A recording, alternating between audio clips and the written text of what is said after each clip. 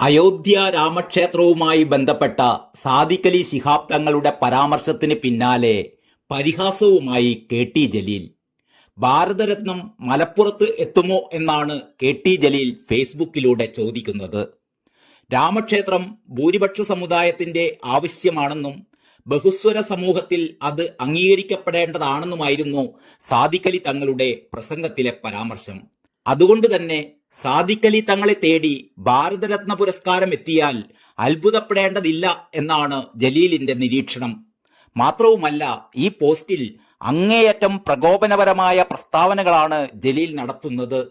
ബാബരി മസ്ജിദ് തകർത്തതിന്റെ മുറിവുണക്കാനും മതസൗഹാർദ്ദം പുനഃസ്ഥാപിക്കാനുമൊക്കെയായിരുന്നു സാദിഖ് അലി തങ്ങൾ ശ്രമിച്ചതെങ്കിൽ വീണ്ടും ആ മുറിവ് കുത്തിക്കീറി മതസ്പർദ്ധയും വൈരാഗ്യവും വർദ്ധിപ്പിക്കുന്നതിനും അതിലൂടെ രാഷ്ട്രീയ ലാഭം നേടുന്നതിനും വേണ്ടിയുള്ള അതിനീചവും അധമവുമായ പ്രവൃത്തിയാണ് ജലീലിന്റെ ഈ ഫേസ്ബുക്ക് പോസ്റ്റ് എന്ന് പറയാതെ വയ്യ. ഫേസ്ബുക്ക് പോസ്റ്റിൽ ജലീൽ എഴുതിയത് എന്തൊക്കെയെന്നല്ലേ? ഇതാ: ബാബരി മസ്ജിദ് തകർക്കുന്നതിന് നേതൃത്വം നൽകിയ എൽ.കെ. അദ്വാനിക്കാണ് ഇത്തവണ ഭാരതരത്നം. പള്ളി നിലംപരിശാക്കി തൽസ്ഥാനത്ത് പണിത രാമക്ഷേത്രവും ഇനി പണിയാൻ പോകുന്ന മസ്ജിദും മതേതരത്വത്തെ ശക്തിപ്പെടുത്തുമെന്ന് പറഞ്ഞ മഹാനെ തേടി അടുത്ത വർഷം ഈ മഹോന്നത പദവി മലപ്പുറത്തെത്തിയാൽ അത്ഭുതപ്പെടേണ്ടതില്ല. ബാബരി മസ്ജിദ് പൊളിച്ച സ്ഥലത്താണ് രാമക്ഷേത്രം പണിതത് എന്ന കാര്യം ചരിത്ര സത്യമാണ്. മനുഷ്യവംശം നിലനിൽക്കുന്നിടത്തോളം ആ സത്യവും നിലനിൽക്കും. സുന്നി വഖഫ് ബോർഡിന് കീഴിലുള്ള 2.77 ഏക്കർ സ്ഥലം കോടതി വിധിയിലൂടെയാണ് രാമക്ഷേത്ര ട്രസ്റ്റ് സ്വന്തമാക്കിയത്. ആ വിധിന്യായം ന്യായമാണെന്ന് വന്നാൽ തെറ്റുകാരാവുന്നത് നൂറ്റാണ്ടുകളായി ബാബരി മസ്ജിദിൽ ആരാധന നിർവഹിച്ച ലക്ഷക്കണക്കിന് വരുന്ന പാവം മനുഷ്യരാകും. ബാബർ ക്ഷേത്രം തകർത്ത് നിർമ്മിച്ചതാണ് പള്ളി എന്ന ചരിത്ര വിരുദ്ധത സത്യമാണെന്ന് ജനങ്ങൾ തെറ്റിദ്ധരിക്കും. രാമക്ഷേത്രം കൊണ്ട് പ്രശ്നങ്ങൾ തീരുമോ തങ്ങളെ? കാശിയിലെ ഗ്യാൻവാബി മസ്ജിദിൽ പൂജ തുടങ്ങിക്കഴിഞ്ഞു. ഹൈദരാബാദിലെ ചാർമിനാറിനോട് ചേർന്ന് താൽക്കാലികമായി കെട്ടിയുണ്ടാക്കിയ ശ്രീകോവിലിൽ പൂജ ആരംഭിച്ചത് അങ്ങ് അറിഞ്ഞില്ലേ?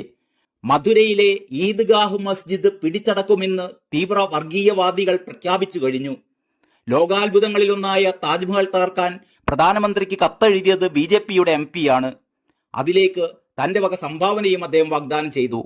താജ്മഹലിനോടനുബന്ധിച്ച് നടത്താറുള്ള ഷാജഹാൻ ഉറൂസ് ഇക്കുറി നടക്കുമോ? രാമക്ഷേത്ര വിജയബേരിയിൽ ആവേശം കൊണ്ട് വഴിപോക്കരെ പിടിച്ചു നിർത്തി ഇടിച്ചും തൊഴിച്ചും ജയ്ശ്രാം വിളിപ്പിക്കുന്ന മനുഷ്യത്വരഹിതമായ ഏർപ്പാട് രാജ്യത്തിന്റെ പല ഭാഗത്തും നടക്കുന്നത് സാദിഖ് അലി തങ്ങൾ അറിഞ്ഞില്ലെന്നുണ്ടോ? അയോധ്യയിലെ പ്രാണപ്രതിഷ്ഠാലഹരിയിൽ ലെക്കുകെട്ട് പള്ളികളുടെയും ചർച്ചുകളുടെയും മുകളിൽ കാവിക്കൊടി കെട്ടിയ തെമ്മാടിക്കൂട്ടങ്ങളുടെ ഹീനപ്രവൃത്തി താങ്കൾ കാണുന്നില്ലേ? മദ്രസകളിൽ രാമായണം പാഠ്യവിഷയമാക്കിയത് അങ്ങ് അറിഞ്ഞില്ലേ?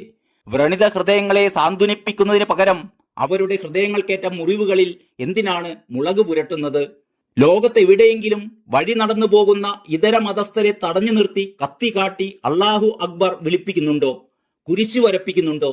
മറ്റുള്ളവരുടെ ആരാധനാലയം തകർത്ത് സ്വന്തം ആരാധനാലയം പണിയുന്നുണ്ടോ? ഏതെങ്കിലും മൃഗത്തിന്റെ പേരിൽ ആളെ കൊല്ലുന്നുണ്ടോ? ഇതര മതസ്ഥരുടെ ആരാധനാലയങ്ങൾക്ക് മുകളിൽ പച്ചപ്പതാകയോ വെള്ളപ്പതാകയോ പറപ്പിക്കുന്നുണ്ടോ? പൗരത്വ നിയമം നടപ്പിലാക്കാൻ കേന്ദ്രം കച്ചകെട്ടി ഇറങ്ങുന്നതോടെ ഉത്തരേന്ത്യ മറ്റൊരു ഫലസ്തീനാകുമോ എന്ന ആശങ്ക വർദ്ധിക്കുകയാണ്. പതിറ്റാണ്ടുകളായി ഇന്ത്യയിൽ താമസിക്കുന്നവരെ വിദേശികളെന്ന മുദ്രകുത്തി ആട്ടിയോടിക്കാൻ പുറപ്പെട്ടാൽ എന്താകും സ്ഥിതി? പൗരത്വ നിയമത്തിന്റെ മറവിൽ ഗാസയേക്കാൾ വലിയ വംശഹത്യക്കാണോ സംഘപരിവാർ കോപ്പുകൂട്ടുന്നത്? മാനവികത മാത്രമേ ആത്യന്തികമായി ലോകത്തെവിടെയും വിജയിക്കൂ. കാലം സാക്ഷി. ഇത്രയുമാണ് ജലീലിന്റെ പ്രകോപനപരമായ Facebook post. News desk Kalakaumudi.